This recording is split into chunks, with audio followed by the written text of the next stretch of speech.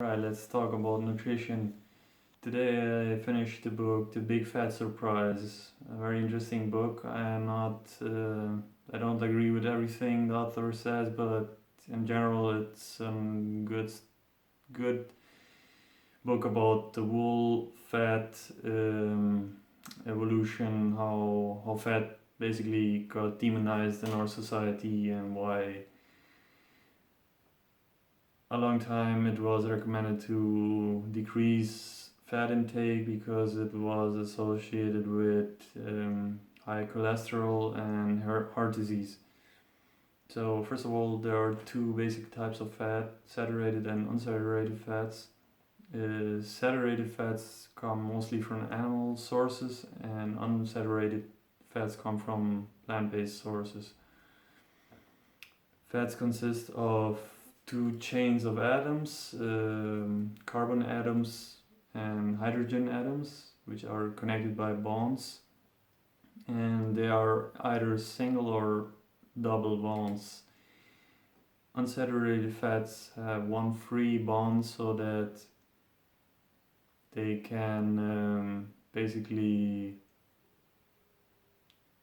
connect with oxygen atoms from the air, or different atoms. They have free space, so to say.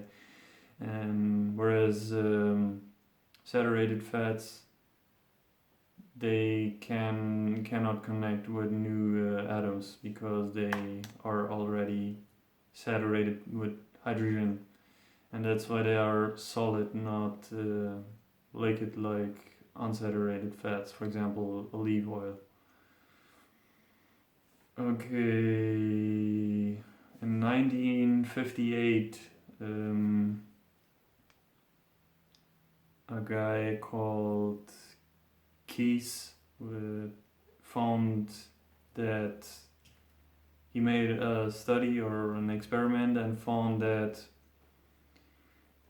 saturated fats produce higher cholesterol in people, and higher cholesterol is associated with heart disease. He then used his influence to organizations like the AHA and the Time magazine.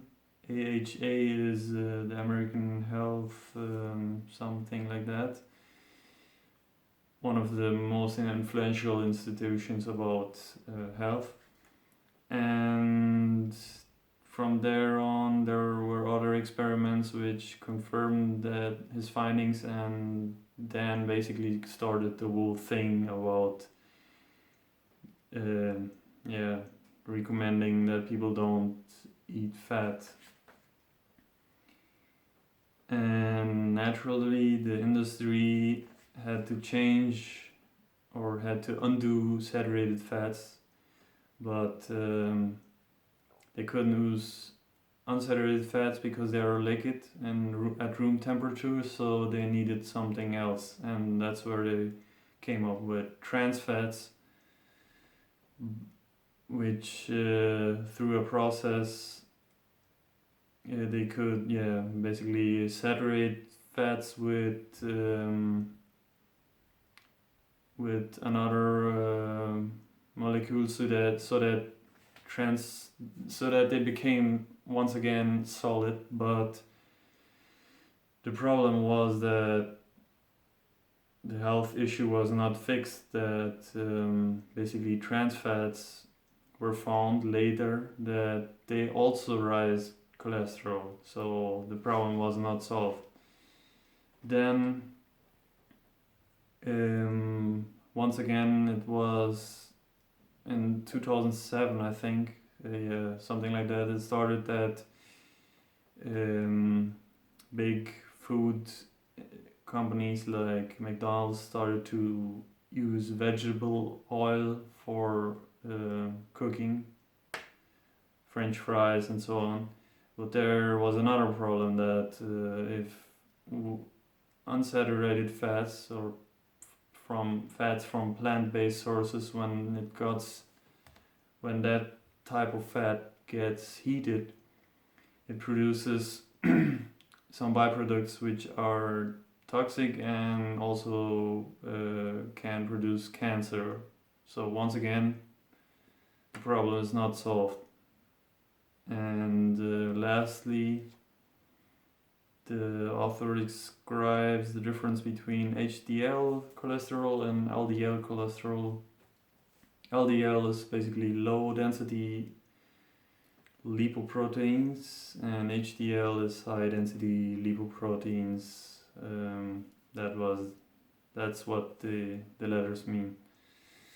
And what was found is that actually when we rise HDL cholesterol, that is correlated with prevention of heart disease.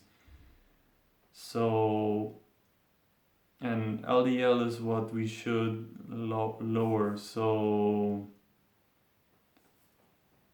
what we learn from this, but the difference is that it's much more effective to rise HDL than it is to lower LDL. And despite those findings, the common advice out there, even medical advice, is to lower cholesterol, or is to lower LDL instead of rising HDL, and that has been proven to be less effective. So the lesson is that we should rise HDL, lower LDL, and then reduce our carb intake a little bit too.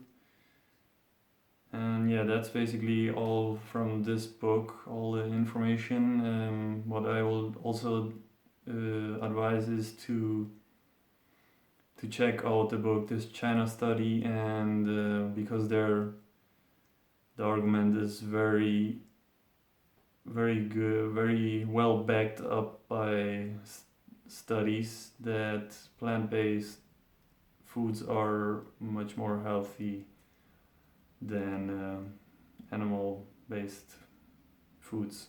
I also got this book today, How Not to Die, and I think this is the absolute best book right now out there about nutrition and how to prevent and reverse cardiovascular diseases. So stay tuned, I will make a summary about that soon. See you then.